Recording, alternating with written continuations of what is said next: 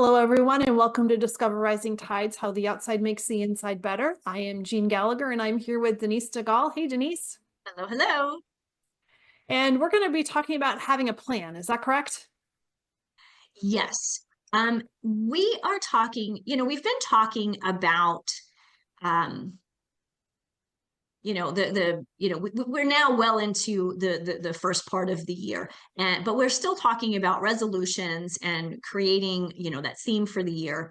And so, we've got this theme, this overarching theme. That's great.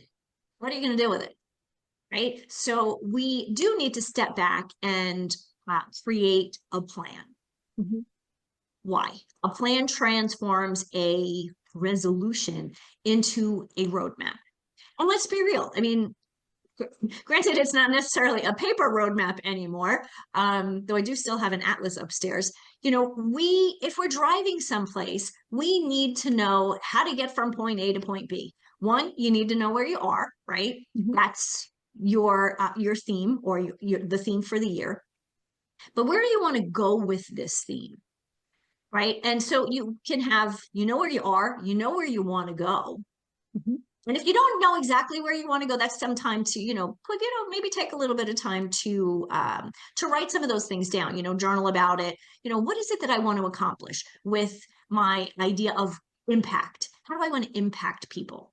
Right? How would I know that I have achieved that? What are those three things? And I always recommend three, no more than three, right? Your brain can't think of more than three, right? So I think that's really important. So you have where you are today, where you want to go. How are you going to get there? You need to have a plan. You need that roadmap. And what I think is always interesting is people like, I don't know where to start. You have to start somewhere, right? They always say the journey of 1,000 miles starts with that one step. And that one step can be scary, but it doesn't have to be. It could be the smallest little thing. So impact for me, I want to impact people in a different way.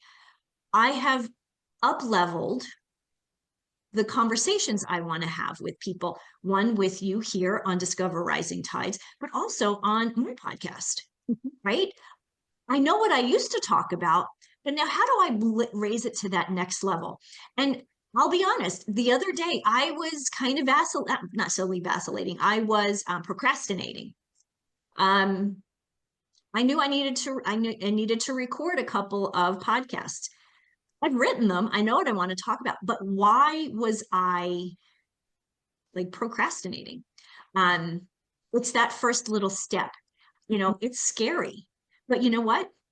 Once I started recording, it was me and the camera and just blah, blah, blah, which I can do pretty well. It is, but you're right. It is that first initial. I find that's a really great analogy for everything. I find that with my to-do list. When I start my to-do list, I look at it because I set it up the day before. So when I know that what I'm going to do is written on paper and I know, and it's numbered, I know where I'm going to start. It kind of happened this morning. I looked at it, I'm like, I don't really want to do any of that. So I have to pick something that I want to do to get me started. It's like that warm-up round. And then once I get into a groove, then I'm good. But Yeah. but you notice that with anything, whether it's exercise or changing your eating habits or anything that we're talking about, it's that first initial start that's hard. Yeah.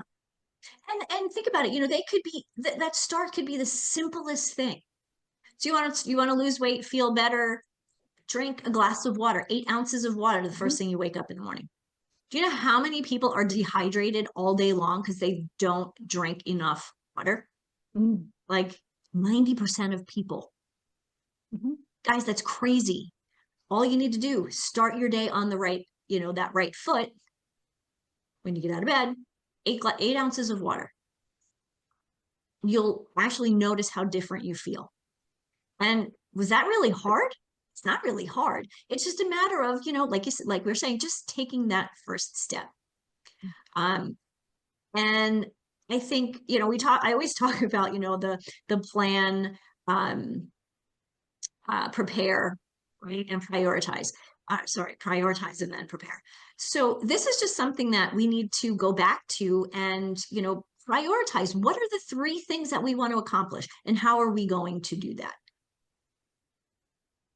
I like That that. And is, I think three things makes it simple because when you're thinking about changing your habits and your patterns, that is so broad and it's so overwhelming, but you really have to identify it and simplify it. yes. I think, one of the other reasons why I don't love this concept of the resolution and I like the theme because resolutions focus on fixing something that's not right, something that's broken, something that's wrong, right? This concept of the theme and taking the steps to get to from point A to point B in December of 2025, right? Because it's a Mhm. yearly theme, unless you decide to do it quarterly. I have Mhm. a client who's doing that.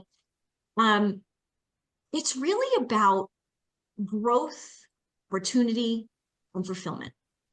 And Mm. for so many women in midlife, we are struggling with the fulfillment piece because we're taking care of everybody else. We're doing all of these other things. Now, now we just have these three things that we're going to work on for us, whatever they are, right? So it's not about fixing you. You're not broken. It's just about growing. It's about doing something a little different. Maybe it's healthier habits. Maybe it's setting better boundaries for you. Whatever resonates with you that's going to make you feel fulfilled, feel like you have purpose, and really have control of your life. And that is really, to me, is kind of the bottom line, is feeling like you're in control. Mm. So build some habits that align with your values and your theme for the year, and we'll see where we go. Wonderful. And transform that resolution to a roadmap. Yes. Thanks, Denise.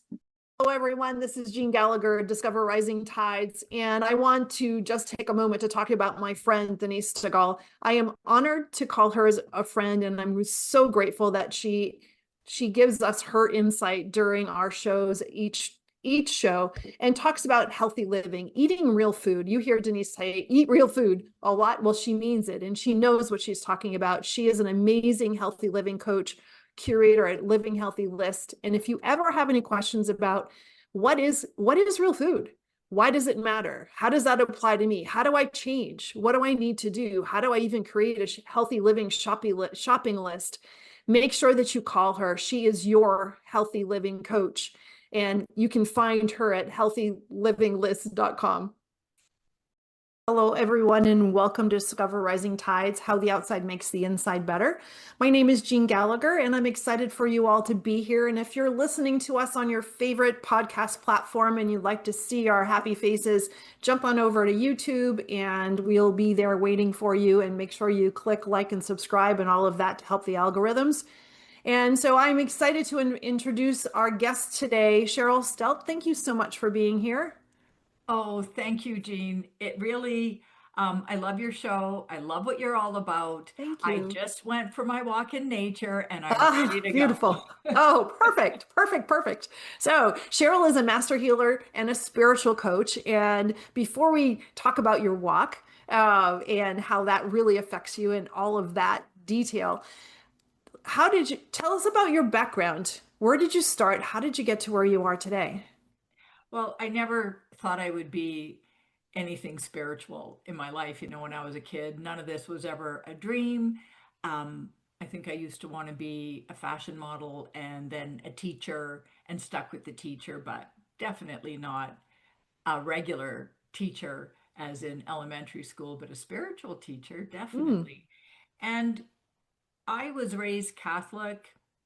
Meditation, spirituality were not part of my world 32 years ago.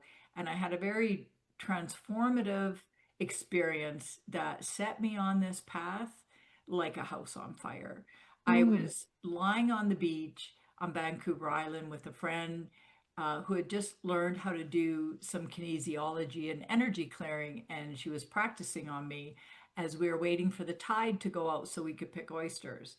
And this was my first opening to spirituality. And all of a sudden, there was this giant ball of white light floating above me. And Mm. it just had the most immense love I had ever felt in my life. And I started crying. And I realized it was my deceased brother's spirit, my younger Wow. brother who had taken his life about a year before. And she was talking so fast, I couldn't tell her what was going on. And as well, I was kind of in shock. You know, Hmm. I'm crying. I just had tears flowing down my face.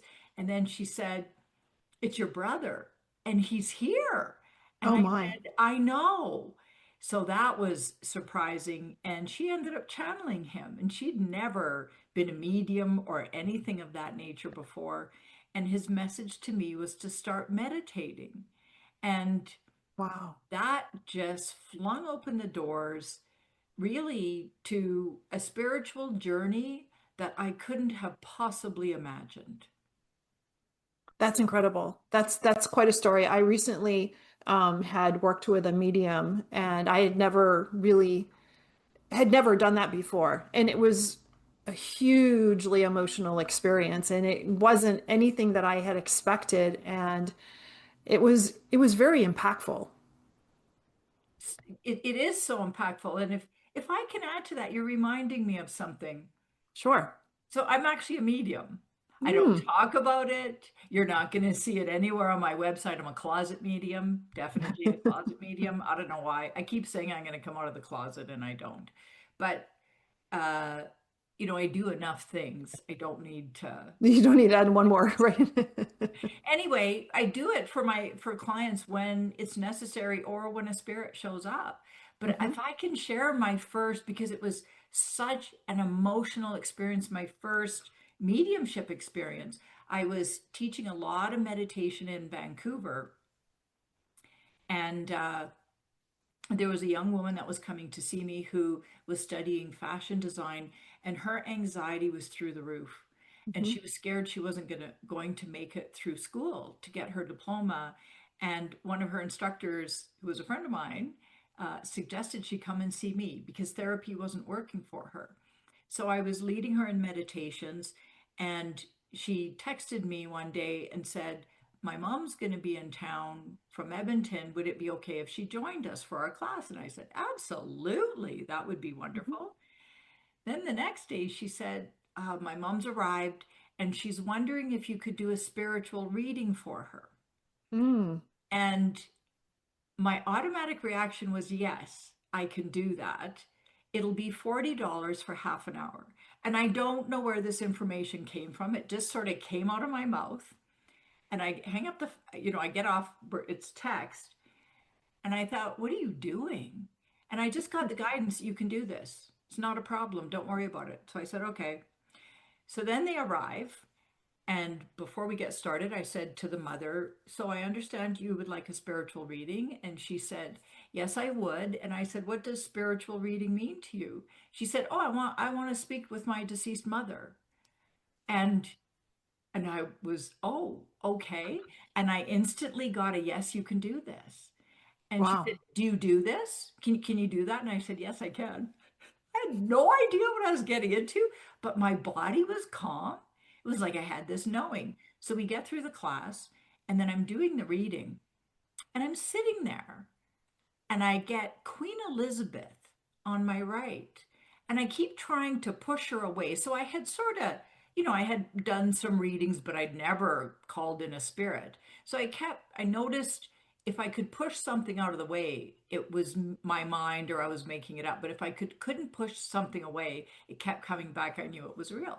So kept pushing Queen Elizabeth away, and she kept coming back. And then she takes this cane and she's hitting it on the floor like, "It's me, I'm the mother." And I'm thinking, "Well, you're the queen mother." So then I asked them, I said, "Any chance your mother looked kind of like Queen Elizabeth?" And they both burst out laughing, and they said, "She not only looked like Queen Elizabeth, she dressed like Queen Oh Elizabeth, my gosh. she acted like Queen Elizabeth, and she wanted us to call her Queen all the time." And I Oh said, boy. well, then she's here.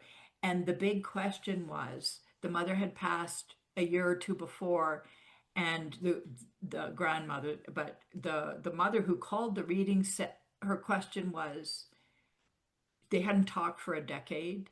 Wow. And she was in hospice, lying beside her mother before she passed. And she said, "Did you hear me tell you how much I love you?" And Mm. the mother said, "No, I didn't hear you, but as soon as I left my body, I felt it." Oh, And we wow. all burst into tears. And right now I have goosebumps head to toe. I'll never forget that. And every single time I do mediumship with family, it's like that. The love Mm. through spirit, like you're talking about, Mm. is so palpable. It's undeniable. That's amazing. What a story. Queen Elizabeth, who would have thunk that?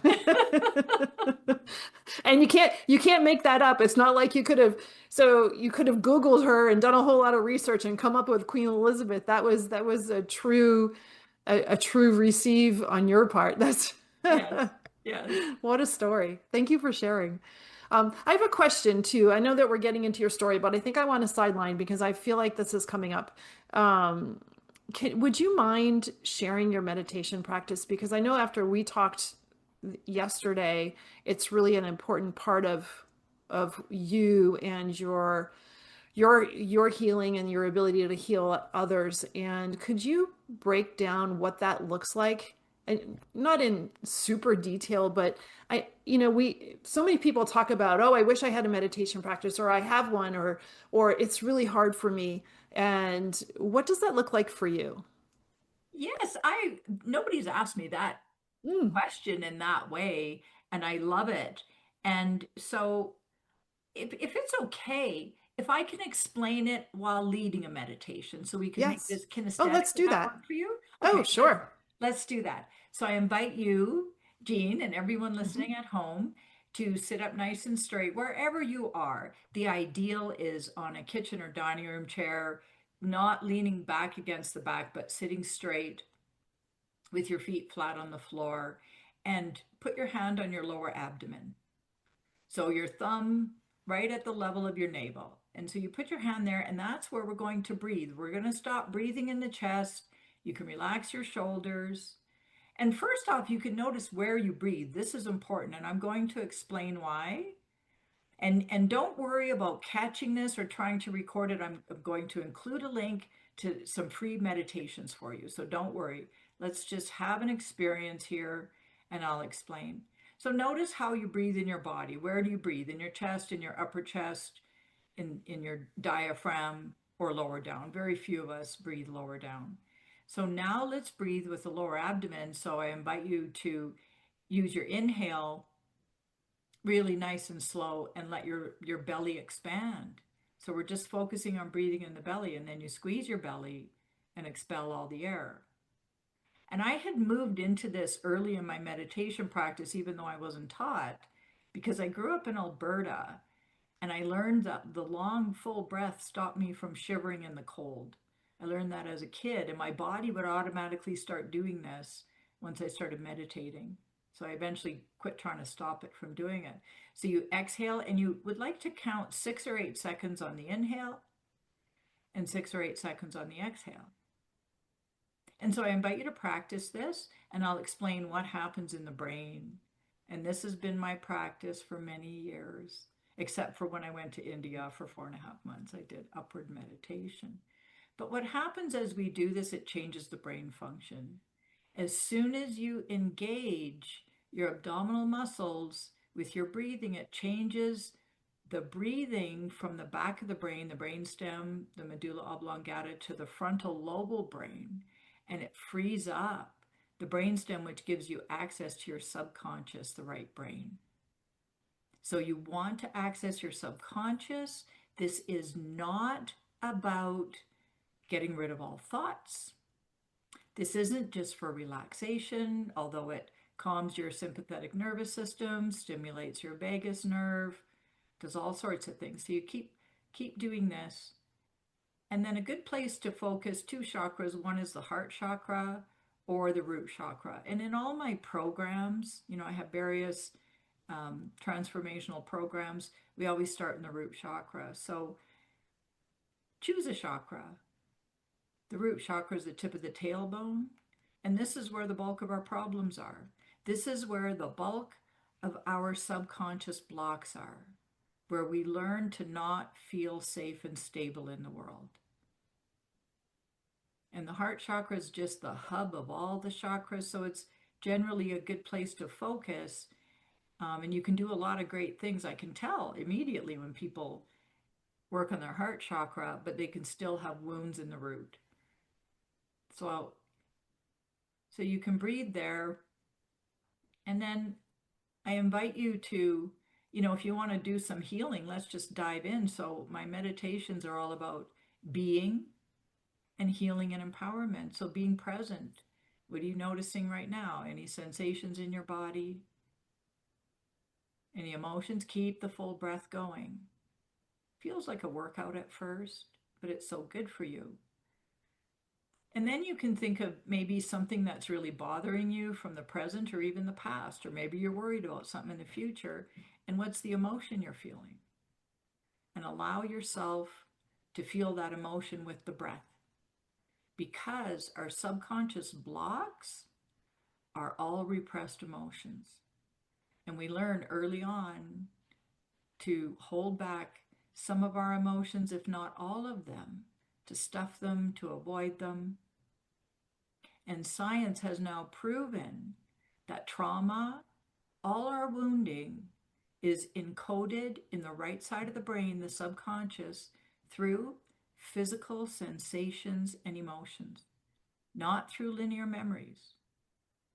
So even if you've experienced severe trauma, sexual abuse, torture, abandonment, anything, the memories are not that important. They're very superficial. Science has also proven that it's not so much about what happened, it's the lingering feelings of uncertainty in life that you're left with. Those feelings of not feeling safe, the self-doubt.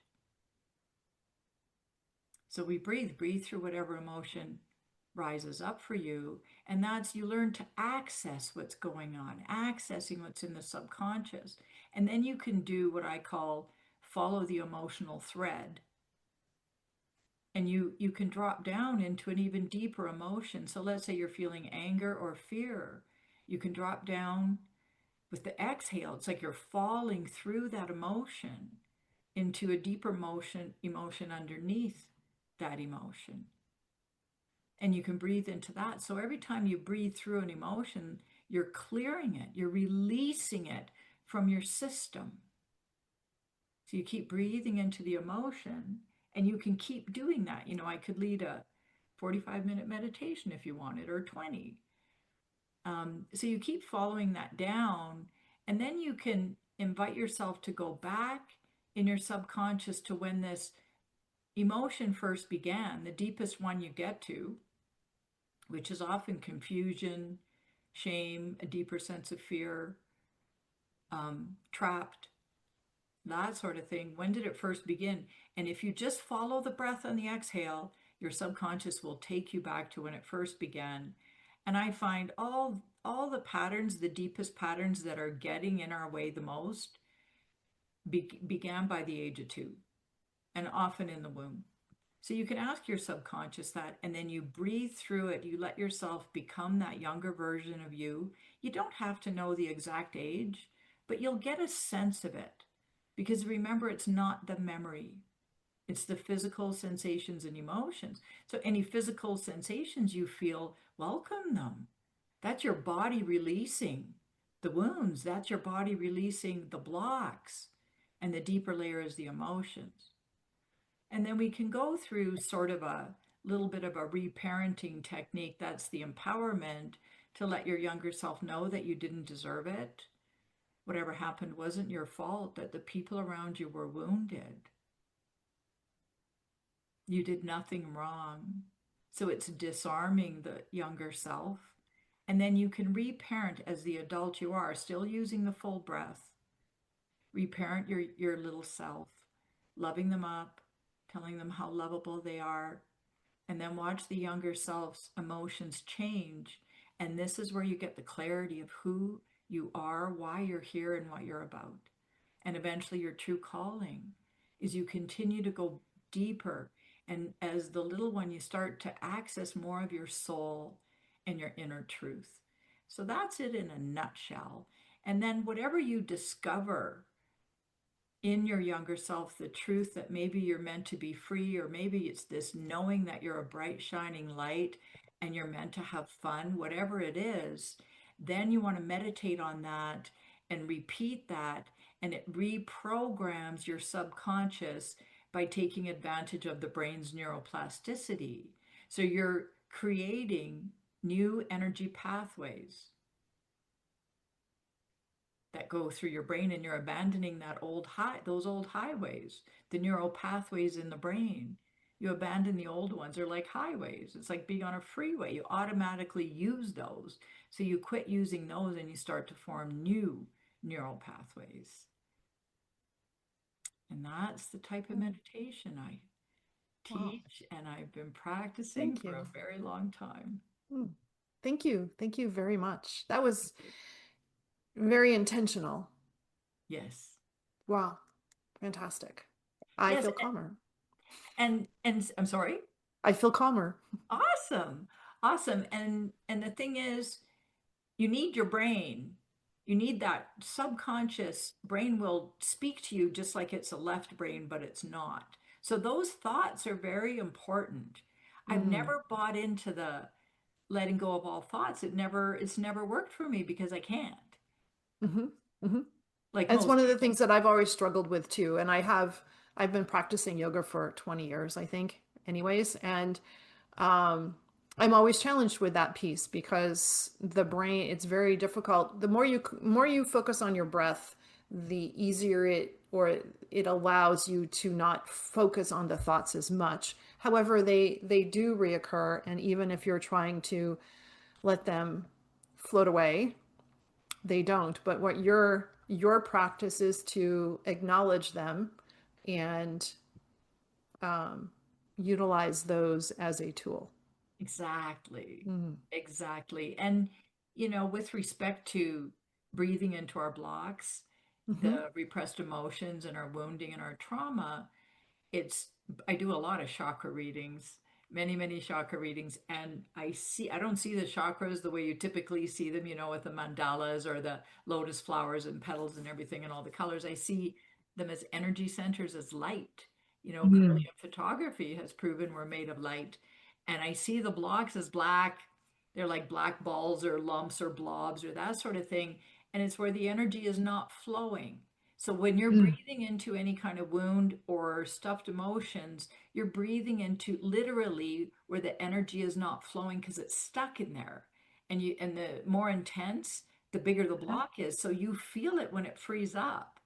And Mm. and so whenever I work with people, I do always do a longer chakra reading in the beginning and then one at the end. So at the end, I can let them know about all the progress that they've made and then give them homework meditations and practices to do later on. And it's really about teaching people how to become their own energy workers.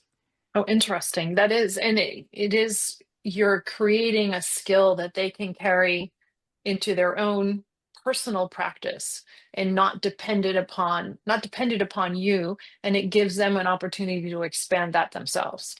That's right. That's right. And I would say by far the majority of people I work with are already spiritual. They've Hmm. already meditated. They've done all sorts of different things, and yet they're feeling unfulfilled. They know that they're meant for more. Um, and I just help them break through to their true calling, to that deeper understanding of themselves. And because, self-realization is God realization or source realization, whatever words that you want to use. And so it's helping them go to that next level Hmm. that whatever they've used before, it can't get them there. Very interesting. Thank you. Thank you very much for sharing, and thank you for leading us all through that Oh, super helpful meditation. my pleasure. Now, as a what is a master healer?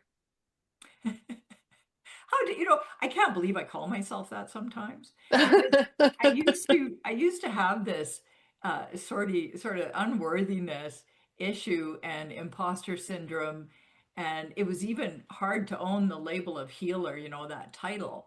And I own Master Healer. There is nothing that I can't help. There isn't anything that I can't help anybody heal. And I just have so much experience. You know, I Mhm. had so much to heal in myself.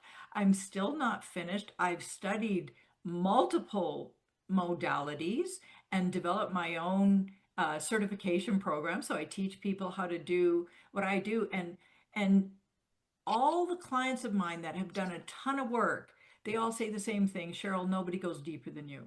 I go Mm. deep. I get, we can get into the womb even at the moment of inception. We can heal anything. That's very, how does that work? How are you able to access that, or how are people able to delve into those, their historical happenings, performance, wounds, whatever terminology you want to encapsulate that with?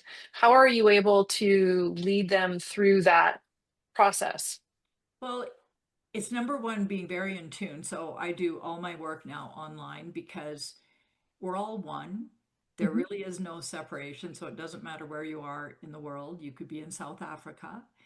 Uh, and so when I work with people, they're lying down. So I'm not leading them in meditations. They're lying down so Mhm. they can be as relaxed as possible.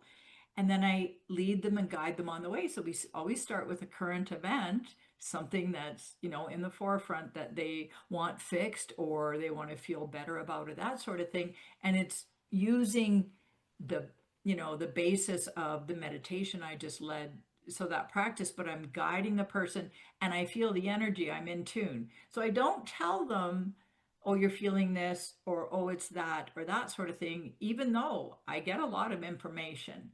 I allow them to discover it. And people rarely, I've probably had maybe half a dozen, at the most 10 people who go back to the womb right in the first session. That's very, Mm. very rare. And those are usually very evolved people, or they're extremely desperate. They are so desperate for change, it's life or death. Mhm. So, Mhm. so being desperate for change is really beneficial. Oh, interesting. Yeah, it because it's an inner motivation, it's energetic, and you will get big results when you're desperate. It's amazing. So I help to guide them safely Mhm. without them, you know, moving up into the bell curve, if you know that psychology term. You don't want to go into a frightened, really frightened state or anything like that. And then it's they're always amazed at what happens, what it's like to be floating in the womb. They often get in there and they can feel infants, and it's, you know, there's research, it's very little definitive research done on what happens with the womb, in the womb with the fetus, but they're starting to see that fetuses actually feel and they take on the mother's emotions. And Mhm. it's physiological what's going on. I mean, you're literally connected, the fetus at the umbilical cord to the mother, you know, getting her blood and everything. So they go back, and I have had some, the moment of inception. I had one client reminds me, oh my gosh, the moment of inception, she knew it was going to be a rocky, rough pregnancy, and she wanted to turn around and go back. Mm. Didn't want to come in, and there was trauma right out of the gate. And that was challenging. And she was in her early 70s, and she said, you know, I always felt like I wasn't really supposed to come through. And Interesting. she healed that after all these years. She was inspired to start this nonprofit. The family house, her mother had finally died at the age of 97. And she had all these great plans for that land. And she just was motivated to contribute to humanity in ways she never had after that. Mm. It's just startling, the shifts and how she healed her extremely dysfunctional relationship with her mother before her mother passed. Interesting. Yeah, yeah. What a gift you gave her. Well, that she received She, herself. She got it. Yeah. yes. And that you led her through. Yeah. Thank you. Yeah. And so you use different modalities. Yes? Or how does that work?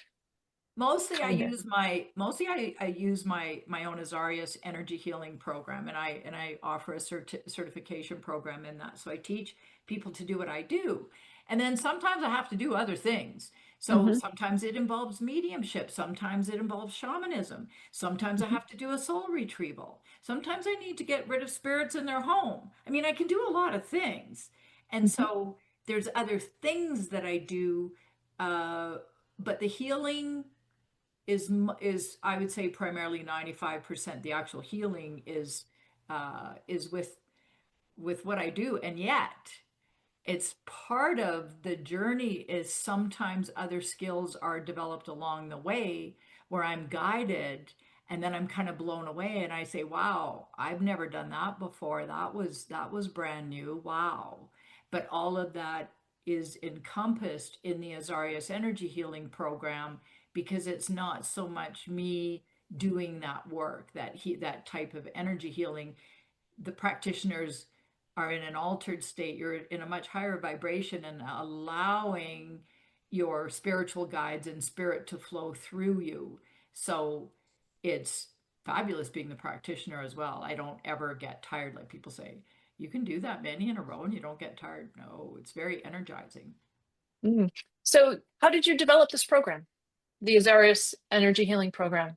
It just sort of unfolded from multiple modalities and just doing energy healing for so long, and practicing, it just comes through. So just shifting things, and it's not that uncommon with healers that have been healing for over 30 years. Most of them say, well, I just kind of do my own thing because Hmm. you just learn how to move energy in the best ways. And you notice you get there's certain questions you ask, there's a certain type of engagement, certain rituals, certain way to end it, all that just all seems to fit together. So I'm sort of in that category. That's why I say master, because I've learned so many modalities, developed my own, and it's still developing. Mm, interesting. And when people, what's the trigger for people to say, I really need to talk to Cheryl. I think that she can help me through something. How do people realize that they're in a spot or in a situation that could benefit from your help? Thank you. Yeah. They they're feeling unfulfilled. They're feeling stuck. What used to make them happy isn't making them happy. They might be feeling flat, but say they have their own, I work with a lot of business people, their business just isn't doing for them what it used to. And they know that there's more. They know they're meant for more, but they don't know what it is. They just lack the clarity. They wish they knew. They don't know how to move forward. Everything they try is just not cutting it. And so they're kind of desperate for change. It's like I've got to do something. I can't continue like this. And it's often a particular level with spiritual people in that they get to the one and only true dark night of the soul, where nothing is fulfilling in the same way and life kind of starts to fall apart, and they're moving into the next stage, which is unity consciousness. And that's what I'm a master at, helping people get to. So then all of a sudden their lives really shift. I had one client, Tanya, who in her last session before her last chakra reading, I said, so what's your intention? I'm all about intention. And she said, this just feels too good to be true. She said, is this real? What can you tell me about what's going on with me? I'm just living in a way now that just feels too good to be true. So, and that's kind of what it feels like. It's life really shifts because it's when you become a master at something, when you become really good at something, and you've learned everything you've been meant to learn, and it just doesn't do it for you. And it's a time of unlearning, a time of surrender, a time of allowing, and you can't force it. And you really, most people by far need someone to help them through that phase. And those are really the people I help. So they're already spiritual, but they're feeling unfulfilled and life is not where they want it to be. They know there's more for them. Interesting. And you have written 2 books and you have a new book coming out, yes? I have 3 books. My new book is out. I just don't Okay. have it on my shelf right Oh, now. okay. So yeah, that's From Block to Powerful, the spiritual guide to unlocking inner clarity and authentic power. And authentic power, I know those words are used a lot, authentic Hmm. and power, and even using them together. But I just have to tell you, when I do group energy healings, it's always so interesting if it's a session on power Hmm. and what power is for women. They all have these words and these descriptors of how they want to feel and all that. And then when it's all done, power is peace, power is calm, Mm. power is calm, power is Mm. quiet. And that's the divine feminine power that we're all here to be in. And you use the feminine as the adjective, and that totally makes sense versus a more masculine power. Yes. Yes, I like how you describe that because that's easy to understand or understand the impact of that and what that can do for you, for people. Yes. Interesting. So this has been a fascinating conversation. And a bonus, we were able to be walked through a beautiful meditation. So I didn't even that wasn't on the bingo card today. No. So thank you so much for that, Cheryl. How do people get in touch with you and reach out if they'd like to spend some time with you? Well, one of the easiest ways is just click the link in the show notes and sign up for the meditations, and then you'll have that, and you'll be on my email list. Um, the other way is you can go to my website, Mhm. starofdivinelight.com. So all one word, starofdivinelight.com, and you could click on an insight session, so you get one psychic hit if you have a question, and we can talk, and I can help you understand your situation better, maybe give you some tips and that sort of thing. Chakra reading. There's a lot of resources there. You can find a lot of information. And I'm on Instagram and LinkedIn. Fantastic. Sarah, this has been fascinating. Thank you so much for your time and sharing everything that you do with us and the listeners. I appreciate you so much. Thank you. It's really a joy to connect with you, Jeanne, and be a part of your mission. Thank you. Thank you so much for listening today. Today's show was sponsored by Seaside Solutions, my financial services company. As a business owner, it's easy to be pulled in many different directions, and often taking care of yourself plummets to the bottom of the list. For me, I find myself outside to reground. My time outdoors helps me manage my day more effectively and be more present for my clients. Through this, Discover Rising Tides was born. At Seaside Solutions, we truly believe that education is the foundation of financial wellness. Our primary focus is to provide guidance that is designed to help you achieve your long-term financial goals and visions. Working with a plan allows space for doing more things that you love, like being outside to make the inside better. If I can help you create or realign your plan, or if you would like to be added to my weekly newsletter, please let me know.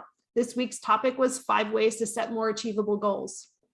Your referral means the big, beautiful world to me. And if I can help, please let me know. And thank you so much for listening, and see you next time.